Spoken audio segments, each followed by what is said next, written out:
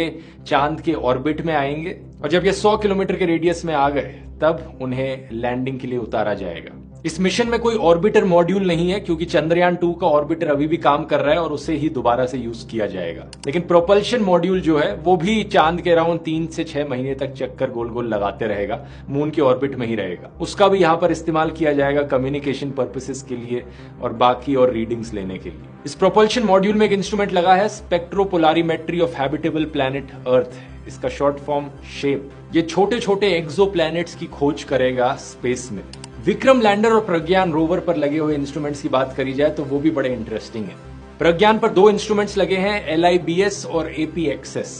LIBS का full form है laser induced breakdown spectroscope. ये चांद की मिट्टी का केमिकल कॉम्पोजिशन एनालाइज करेगा कि कौन कौन से मिनरल्स चांद की मिट्टी में पाए जाते हैं। और दूसरा APXS का फुल फॉर्म है अल्फा पार्टिकल एक्सरे स्पेक्ट्रोमीटर। ये चांद पर मौजूद पत्थरों के लिए यही करेगा। जब प्रज्ञान ये काम करेगा तो विक्रम लैंडर उसकी कुछ फोटोज भी खींच रहा होगा और ये फोटोज हमें जल्द ही देखने को मिल सकती है, अगर सब कुछ सही जाता है, प्लान के अकॉर्डिंग जाता है तो, जो कि मैं उम्मीद करता हूं सब कुछ सही जाए। विक्रम लैंडर पर खुद 4 इंस्ट्रूमेंट्स लगे हुए हैं। पहला है रामबा, इसका फुल फॉर्म है radio anatomy of moon bound hyper sensitive ionosphere and atmosphere. ये लेजर बीम के जरिए चांद पर मौजूद कुछ छोटे मोटे पत्थरों को पिघलाने की कोशिश करेगा और जो गैस उससे रिलीज होगी उसे एनालाइज करेगा। दूसरा है chest, full form Chandra's surface thermophysical experiment. ये थर्मल प्रॉपर्टीज मेजर करेगा, कितना तापमान है साउथ पोल में मून के। तीसरा है ILSA, the instrument for lunar seismic activity. ये मेजर करेगा कि मून पर कितने अर्थक्वेक्स होते हैं। उन्हें अर्थक्वेक्स नहीं कहा जाएगा, वैसे मून क्वेक्स कहा जाएगा। इससे हम चांद के अंदर के क्रस्ट और मेंटल स्ट्रक्चर को भी समझ पाएंगे। और चौथा इंस्ट्रूमेंट यहाँ पर नासा की देन है LRA, लेजर रेट्रो रिफ्लेक्टर अरे।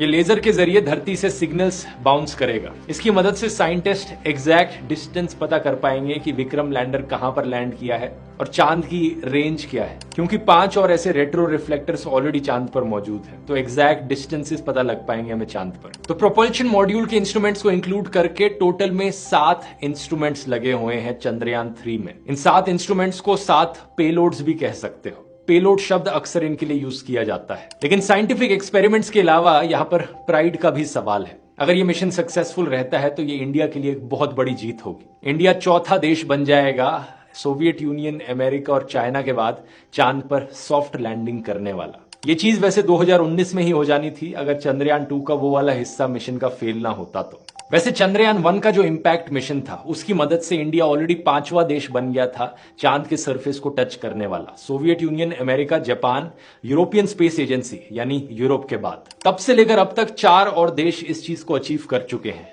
चाइना, इजराइल, लक्समबर्ग और यूनाइटेड अरब एमिरेट्स। इन देशों ने ये किया 2009, 2019, मार्च 2022 और दिसंबर 2022 में रिस्पेक्टिवली। चंद्रयान 3 के बाद हमारी इंडियन स्पेस एजेंसी का अगला बड़ा प्लान है गगनयान, एक स्पेसक्राफ्ट डेवलप करना जिससे इंडियन एस्ट्रोनॉट्स को ऑर्बिट में ले जाया जा सके।